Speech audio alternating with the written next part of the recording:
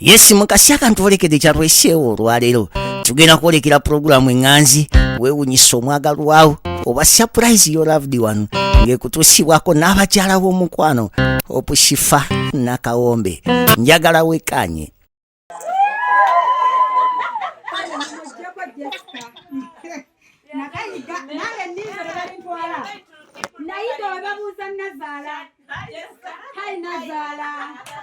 Hi Sezala. Hi in-laws. Hi online in-laws. So ebyo byonna temwandi bitegedde. That's why mwenna abalyawula kwa temwagala kukkiriza mazima. We date people and things don't work out. No dating go no mu bulungi no gamba you know what? We don't connect. Oyagala kiri njagala kino. We can't go on. Naye mwali bane abantu baagala ebintu by'okwapincha. Mwali mwagala speedy. Nza kyenayiga ku bantu baagala kuwulira mbukati mu wiiki emu Shadi yagenze ne gundi kati gundi lubuto baby shower. Hey guys, people get to know each other. They date, they talk. That's what we tried to tell you. Nemugano kuli. Mwe shikale disrespecting Shadia. You're wasting our time kati anona chi. No, namu abatuddawo mwina like over one pattern. Muli mubetegereza. Gwe lwaki gw'osoosa olaba okuva wava mu lubuto lwa maama we yakusookerako si gw'oli naye kati. Gw'oli naye. Wabaawo okukwatagana n'obutakwatagana. That is reality. Ensi teyagala reality. That's what we are doing. We're not disrespecting anyone here. So Sunday, bagambye ate totuvuma kati. Oh, because of English. I'm sorry. I was saying, nti buli abantu badetinga. That is me. Like when you meet a new person, oba tomumanyi. Mwina okwemanya osoma ddiini ki, weddira ki, ozaalibwawa. Okay, golooza zaala baana bamekanze babiri bammala nti naye ate nze njagala bana tunaakola tuti olya mmere ki. Mutemubikola? Jasaba ku bwangu. Chokola bangenda kufuula pizza mu field. Waka kuwaka teri kukolera ku bwangu. Jasi yali ku bwangu. So that's what we are doing. Mumanyi abamanyi. Sikerangako wande kubeera omu ku bantu aba disrespecting omuntu yenna mu bulamu buno. Kitegeera. So try to understand. Naye abamu just nkimanyi muba mweyogeza kumpuliza bubi. Okitegeera. So guys, tweyanziza. What's wrong? Kale tugende mu maaso. Okay, mbadde mwagabuuza ku Shadia. Kale mukwate.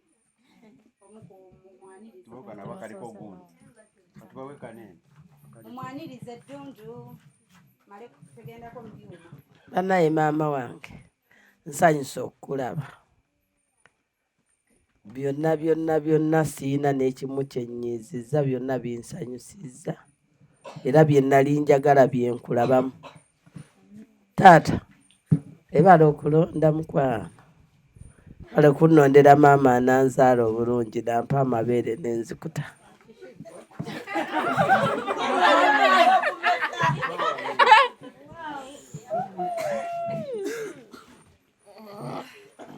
Banaye omwana waffe Sadia sanyuse nnyo kulaba mbadde sikulabangako naye sanyu mpulira nga linjabya.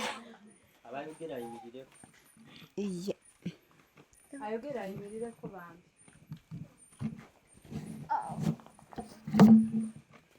Singa kwogera nga ntudde amagulu gano gannuma nnyo naye olw'essanyu lye nnina linnyimusizza kubanga gwe tubadde tulinda okumala akaseera nga mpulira linnya Sadia. Bannaye kati kwe tulaba tusanyuse nnyo okulaba. Nsanyuse nnyo okulaba muwala wange. Nze omu ku bannazaala ba maama muto. Kiyitirivu. Banne mwala wange kensookedde ddala okusiima kasita okkakkanye wansi awo ne ŋŋamba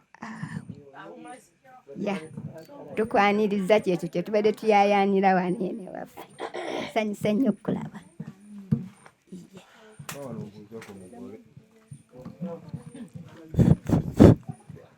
Omugole waffe omulungi tusanyusa okukulaba nnyabo. Faruku muganda wange nange nkusanyukiddeko ssebo. Ebyawandiikibwa ebitukuvu bitugamba bwe mbikula Bayibuli yange egamba nti alaba omukyala afuna okuganja. Eri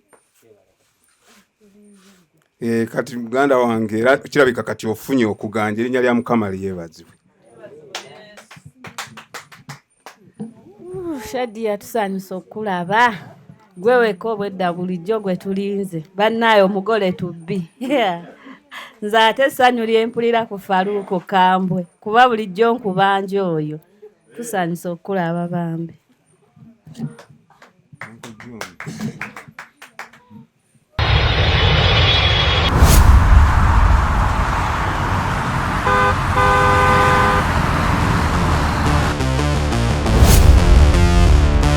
Some places are simply where you stay, but some places are where you truly arrive.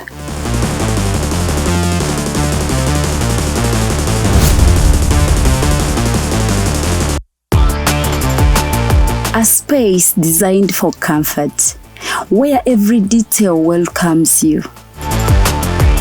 A place where style meets warmth, and every moment feels effortless. The perfect journey is not only about where you go, it's about where you stay. Welcome to comfort, welcome to elegance, welcome to Bunga Comfy Homes. Now proudly listed on Airbnb, ready to welcome guests from around the world.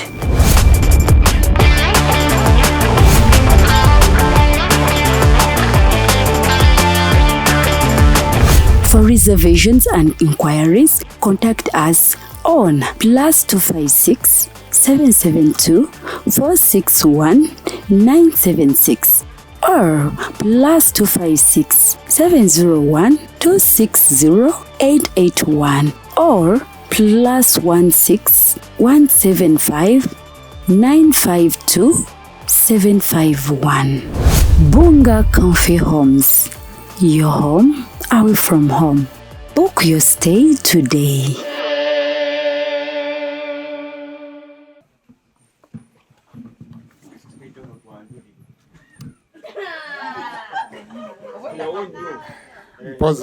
Mpozi nange ndi musanyufu lwa muganda wange Faruku olw'okuba nti ddala afunye omubeezi, kubanga ffe ddala twaviira ddala mu lusuku Adeni. Adamu yaliwo muntu omu ne Katonda n'aba nga alina omufunira omubeezi. Kati neebaza Katonda ku lwa muganda wange okuba nti afunye olubirizi lwe, era neebaza Katonda.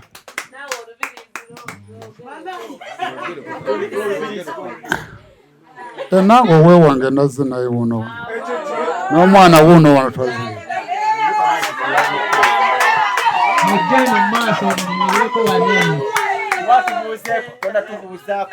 Era buuza n'omugole munno omwanirize. Nsanyusa okubasanga wano eno. Amannya agange yenze Nabbumba Linda. Neddira Fumbe. Banzala Kubakka. Taata wange ye Kaweesa James. Nammwe okubasanga. Mwami wange ye John.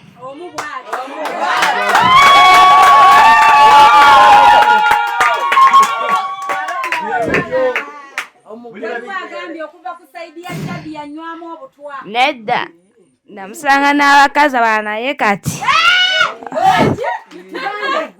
naye kati nabagoba namusanga n'abakazi naye kale yali omu yaleetako omwana ewaka nemugamba saagala mwana wo. Oliwa timu ki? Timu Kipa.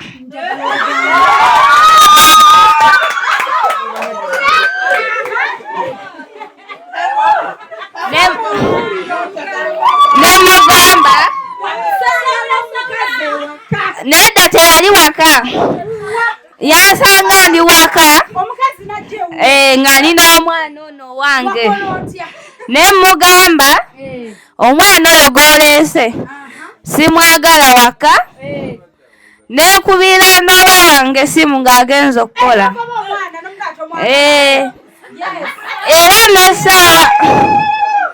era n'essaawa zino yakolako leeta olutalo nenjagala omuyiwa amazzi n'adduka n'agenda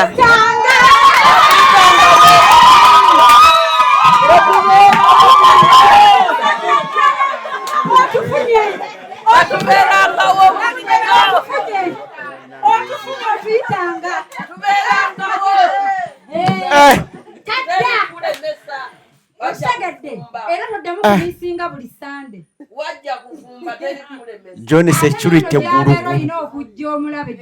obadde olowooza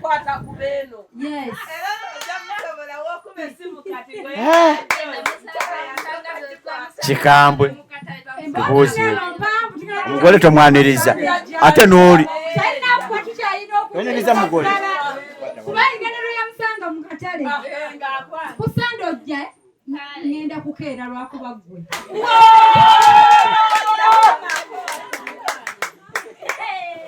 ngenda kukeera webya sande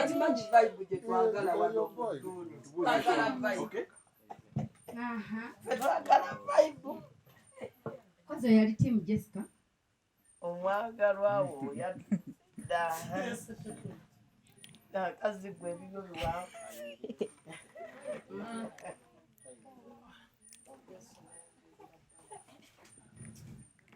kwanirizaako nnyo Jessica kwanirizaako nnyo Shadia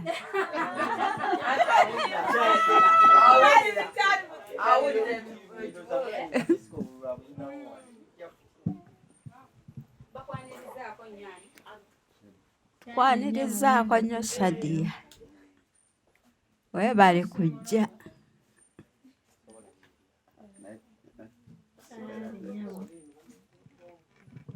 oli ayimirira tubuuze ate era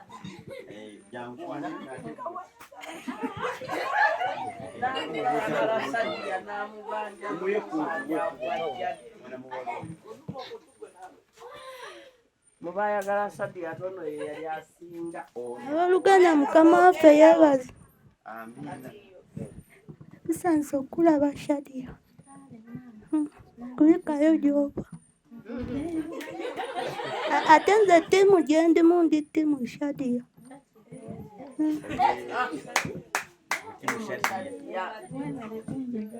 ale nawe webale ku good tukubereko mu ngalo ono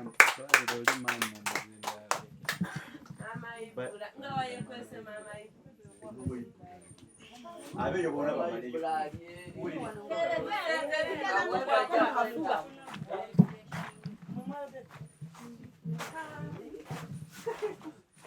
bannange mukama mwana wange nsanyusa okukulaba soko ngweko ne mukafuba nsanyusa nnyo okukulaba webale kujja Faruku webale tuleetera makula webale tuleetera munnange kano ge makula gaffe webalire nnyo webalire ddala webale kujja Ddundu tubadde tukumiisinga amiina webale n'obubaka bwonna bw'otuweereza tusanyuse nnyo okulaba era essanyu lye tulina lya Mwoki Bwagonja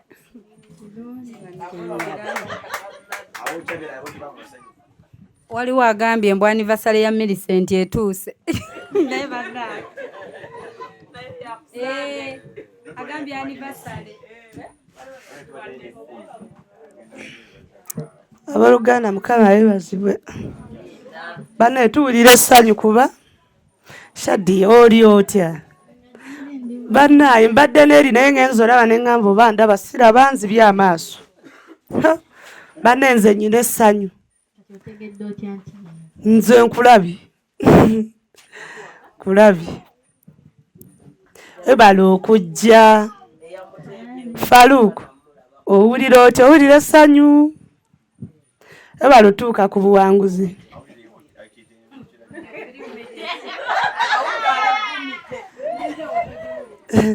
Bana ffe tuwulira essanyu gye tuvudde wonna.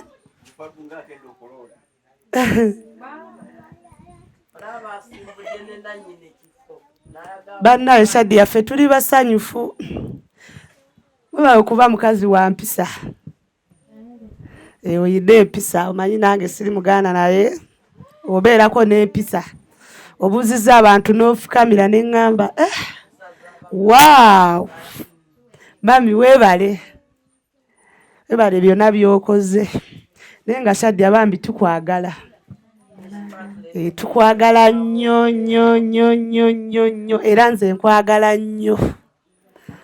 Mpulira essanyu lwakuba sisobola ddiraga buli omu naye nze mpulira essanyu.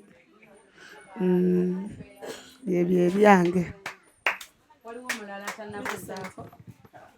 Naye nga mukubireko wano waliwo Layitoni wa mami engalo. Mukubire engalo mbabuulire. Akalulu nga mulowooza ka ssente. Anti mwe babagamba okkuba engalo mba mubayise. Kye mbagambidde mukubire engalo abantu tebatera kwogera mazima. Ku bigambo biri bye njogedde agambye nti oba kati ku basajja 10 bennina ntwaleko ani ewaffe. Ye alina abasajja 10 badeetinga tamanyi gwatwala waabwe. Thank you very much. Ani atannaba? Mwanguwe tunyuke. Dakiika emu Rachel gye nkuwadde. Era atera okugwako. Onaatera kigambo kimu. Yesu bulungi yeebazibwe. Manya gange bampitala nnyo nga Rachel. Mukwano mu Shadi yamukusanze kulaba. Nange okusanga ate nze mbeera muganda mukyala Wangi. Oh, Wangi mama!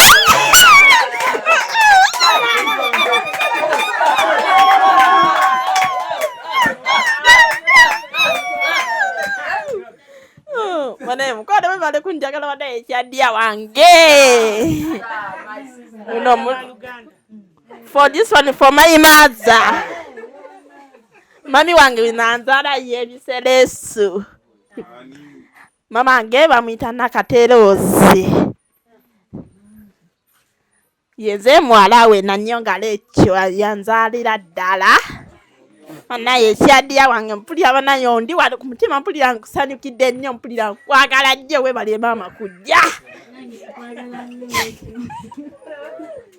Wanga mpulira banayo bijja banayo muzikide babange banange fa banayo mpulira mwebale nnyo mwebale kubanga muzaamu amaanyi.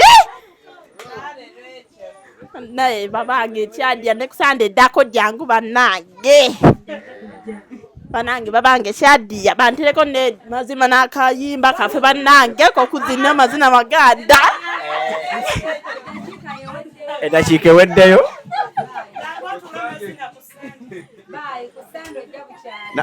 Nalongo wali tiimu ki oba osigwe tiimu Jessica?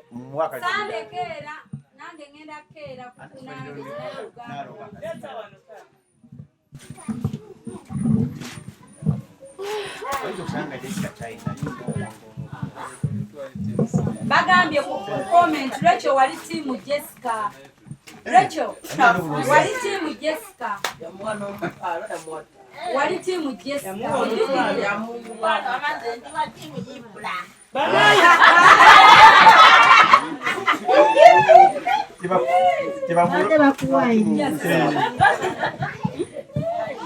Timu Jessica ne timu Shadi yoli timu ki? Timu Jessica ne Shadi yoli ku Jessica ne Shadi yoli ani? Jessica ne Shadi ya ani? Oli timu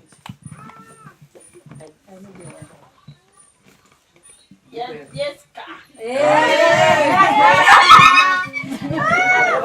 Tugende mu maaso g'omushana. Uganda mukayebazibwe. Baluuku. Wewale funa mukyala. Shadi yatukwaniriza eddundu. Kale nange tusaba otwagala era naffe tukwagala. kasita munjagala totukyawa nange sikiinaako so tubasabira birungi byereere tubagaliza buwanguzi buli kimu yes abalabe mulina batono abakwagala be bangi kitegeera yes Shadia Ju yes so tweyanziza nnyo enikusikatakuja kaluluke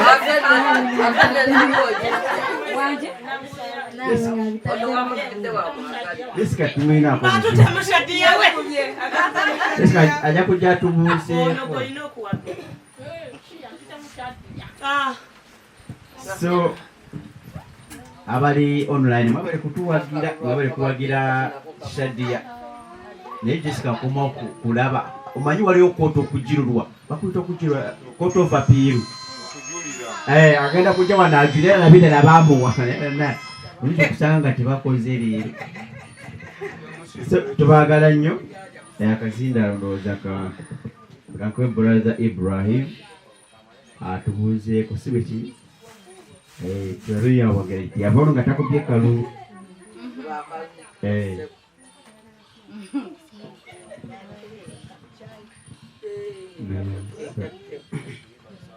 Thanks okubalaba amannya Kibuuka Ibrahim bane yatugireko ekinyanyanyanya shebyensanisa okulaba dakwabit and confused ndabe omwana ku live ng'akaaba ate ennaku nenkwata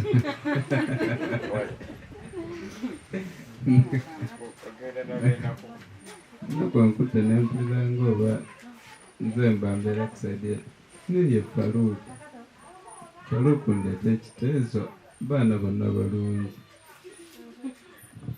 ndi ttiimu bombi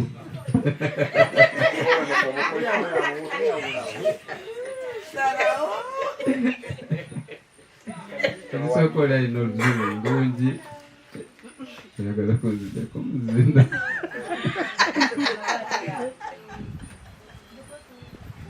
ama mbadde mbagamba ndi ttiimu bombi omwana alina engeri gyayogeramu oluzungu yogera amazima ngenda kugogera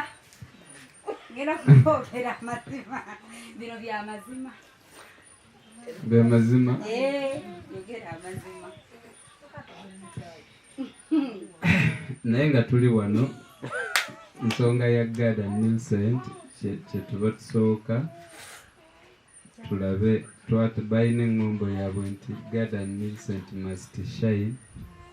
Waliwo ensonga lwaki mu bigambo ebyo mulimu akagambo must ne tutagamba should. Omanyi obugambo bubiri bwanjawulo, waliwo should nti asaanidde, Gada Millicent basaanidde okumasamasa kati ate ffe ne tukozesa must shine nti Gadi ne Millicent bateekeddwa okushayininga oba okumasamasa.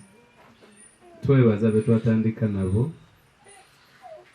okuviira ddala ku kwanjula ne tugenda mu mbaga, nali wano ku Easter ne batusuubiza nti mu Gwokutaano tutandika, tulina obbanga ensonga eno ewedde. So twagala kujjukiza abantu bonna bw'oba obadde naffe okuva gye twatandikira obeere ng'okwata ssente z'omanyi nti ezikuluma z'olowooza nti bw'ozeggyako oyinza okufa, ezikwata olabe ojja kwekanga nga tokoze eki, nga tufudde. So zikwate ozituwe. Ekifa namuwulira agamba nti abantu abamu bamubuuza gy'alogera nabagamba wano wakola ki, bitwefanaganako bwe bitimu. Nze bwe tunuulira Gadi nina akantu ke mulabako ku mukono ne mmanya nti teyali kontenti. Twali tetunoonya likes, okitegeera. Ne Millicent ne ku kyalo bamuyita mugole. Kati bw'obeera eyo ng'olowooza nti just tuli mu content waliwo ne gondabe ng'aga nti kwonoona data w'abantu okitegeera nze nina live zendaba ng'ebyaddala bali mu kwonoona data w'abantu naye wano eno tewali data wa muntu gwe tuba tuwonoona kubanga we are changing lives. Osanze Faruku ng'ekizibu kyali Ssingo n'omufunira Shadia kati abo oyonoonye otya data w'omuntu okitegeera n'osanga gaadi nga talina kagaali n'okwata ssente ne tumugulira akagaali then data awo naaba ng'ayonoonesa atya. Bwe tutyo bwe tugenda okukyusa ensi yaffe Uganda okubeera nga tweyambayamba. Omanyi wiiki eno njagala omanyi ndi wa Lugambo kati njagala banyumizaayo akantu ke nalabye akansanyudde. Waliwo omuvubuka fe ababadde kandabe ono wayinza obba babaddewo abaana 2011 twalina omuvubuka yakolanga komedi omulungi nga ffe tukuze gwe tuwuliriza va kuba omulembe guno bamuyita Kapale. Yakolanga komedi nga mulembe gwali gwa memory card ng'ogenda ku library n'ojjayo n'ogenda n'osazisa ki komedi. Naye Kapale yagenze mu America ye Munnayuganda yekka eyakomyewo ng'agamba nti America geyeena yakunsi. Kati tetumanyi bwe yakyogeredde mu komedi format naye nze ekyannyumiddeko nti at least twafunyeyo omuntu asobola ogaa nti America geyeena yakunsi. Lwaki? Nti njagala nnyo abantu ne gye baddukira nayo balabe ebiriyo nga tebisoboka bamanye nti tuvunaanyizibwa okuzimba eggwanga lyaffe. Ontegedde nti buli abantu bwe babeerawo nga balina gye balowooza okuddukira ebyawano beefuula bye bitakola ki bye bitakwatako. Naye singa omuntu amala n'akakasa nti essuubi lye byonna gye binaggwera liri waka amaliriza atandika okufaayo okumanya nti eggwanga lyaffe twetaaga okukola ki okulizimba. Ate bennyumira nnyo kwabo abantu abalina amannya oba abalina abantu ababalaba okitegedde. So ffe tuvaayo nga kye twagala tukwate ku bannaffe nga si lwakuba nti ffe tuli obulungi nnyo naye ng'owulira oyagala noono naye abeere buki bulungirungiko nga ggwe bw'oli oba nga ggwe bw'oyaayaana. Waliwo ne betuyambako ne bafuna ffe betutannafuna okitegedde. Naye tusobola kikola ng'eggwanga lyaffe tulyagadde. Okwagala eggwanga lyo ogwe oyinza oddiyagala ng'osimba miti naye nze ndowooza ekisookera ddala kulaba muntu ali mu bwetaavu n'omukwatirako. So we are here okusobola okuyambako Garden Millicent bafune ke beekolera okitegedde bafune ke beekolera abeerewo. Kati bw'otunula gaadi takyasobola kulinnya ennyonyi agende ku kyeri okitegedde. So bwe tutaamuyambe bwe tutaabeere ffe anaabaani ffe abalina okubeerawo. Olw'okubeera nti twavaayo ne tuyiwawo omubiri ku Garden Millicent we inspired Faruku. Bye twakola byawa Faruku essuubi. Leza Faruku alinyumyako olugero simanyi oba alunyumya nnyo naye alilunyumya. Twamuwa essuubi n'agamba ekitegeeza nange nsobola okufuna omuki omubeezi. Ndi musanyufu olw'okuba tuli wano ne Shadia kubanga Shadia mujjukira abadde abeera omu ku babeera okuku online nga basapootinga nga bakomentinga nga bakuba olube we binyumye. Kati kinsanyusa nga ate mulaba ajjirira okufuukira ddala owa famire okitegeera. Tumukubireko mu bugalo. Ensi lwakukyuka naye ddaffe bwe twali tutandika okukolera ku social media kuno naddala ku Facebook nga bw'oba oyogera n'omuntu oba tomanyi oba byaddala ono bwe yakuweerezanga ssente osooka n'okinyumizaako banonoga okimanyi ampeereza ssente ng'ali Dubai nga tokkiriza nga mulinga abalowooza nti bw'obeera ng'omwali bweru nga gw'oli wano oba kale online nti oli ayogerera Kabaale nga gw'oli Kampala ng'obaba ng'alowooza nti oyogera na muzimu kati nga lwe mumiitinze nga musanyuka nnyo ni kati sebo byafuuka nnomo Shadi yajja nga ffenna tumanyi nga tekyewuunyisa ng'olabanga bye tukulidde ku kyalo kyekimu osegedde naye lwaki nti twagatta online nebyo live nti mu kunyumyanga ku online bwe twavangamu ne tumiitinga ne tugenda nga tukkiriza nti bituufu bwe twogera nabo baba bantu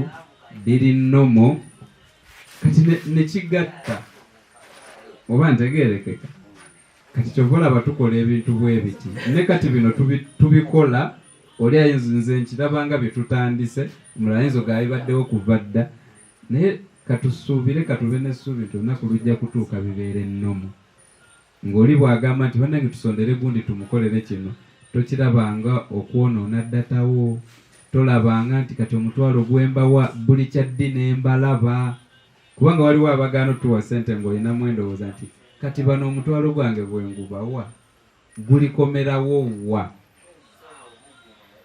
oba ngezaako tegeerekeka kyemmanyi Shadia yakirinako oba yakyebuuzaako nga yakatandika okugoberera Hope Shifa bw'aba muntu ng'ali nno mu nkakasa yakyebuuzaawo nga naye kati Shifa bw'asaba kino nembawa ndifuniramu wa si bwe kiri nekyendowooza lutuukidde leero ayinza oba alengerako wayinza okufuniramu okitegedde kati ensi bwetyo bweri enfunda naawe ali eyo atulaba nga weebuuza kati bwe mbaweereza emitwalo gyange 5 ne bazimbira gadini emirusenti oba ne bayambako Rachel oba maama Rachel oba ne badduukirira Naalongo nze ndifuniramu wa obadde oli mu kulaba weewunyisa omwagalwawo oba surprise your loved one ninaabagereka w'omukwano Hope Shifa Nakawombe tusisinkane nate